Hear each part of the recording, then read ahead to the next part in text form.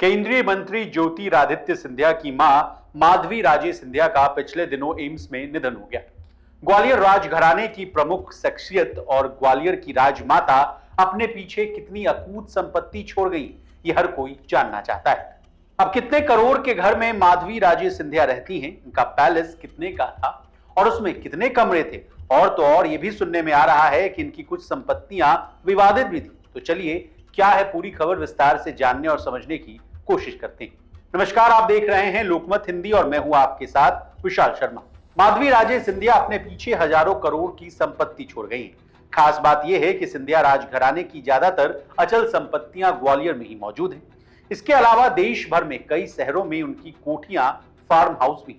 ग्वालियर में 1874 में बनकर तैयार हुआ जय विलास पैलेस ग्वालियर में एक अलग सौंदर्य का विषय है।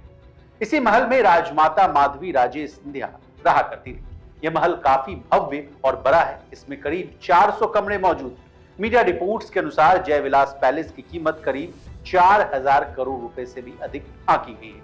बता दें, इस जय विलास पैलेस को 1874 में बनवाया गया था और इसको बनवाने में 12 साल से अधिक का समय लगा था। इसके अलावा सिंधिया राजघराने की राजमाता के पास कई गाड़ियां और सोने के आभूषण थे, जिसकी कीमत करोड़ों रुपए में बताई जा रही है। आपकी जानकारी के लिए बता दें कि सिंधिया राजघराने की कुछ संपत्तियां विवादित भी, जिसकी कीमत करीब 40,000 करोड़ रुपए।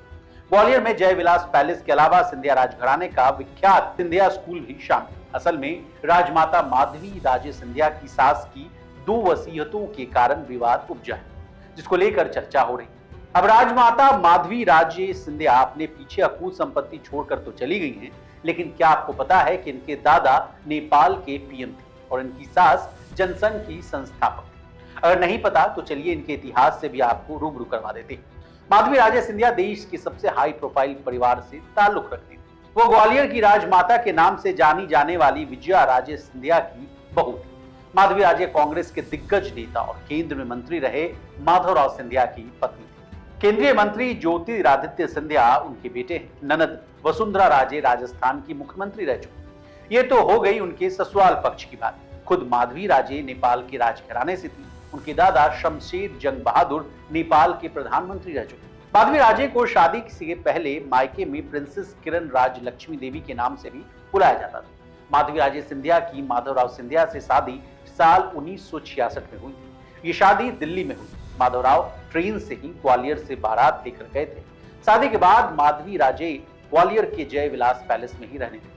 माधवी राजे के 2 बच्चे हैं, ज्योतिरादित्य सिंधिया और चित्रांगना सिंधिया। माधवी राजे के जीवन में सबसे बड़ा दुख साल 2001 में आया, जब उनके पति माधवराव सिंधिया की एक विमान हादसे में मौत हो गई। ये क्षति सिर्फ माधवी राजे के लिए ही नहीं, बल्कि पूरी कांग्रेस पार्टी के लिए थी। माधवराव सिंधिया के निधन के बाद से ही माधवी बेटे और बहू के साथ ही रहती थी। वहीं पिता के निधन के बाद ज्योतिरादित्य सिंधिया ने परिवार की राजनीतिक विरासत संभाली। बता दें, माधवी राजे चैरिटी के काम में भी काफी सक्रिय रहती।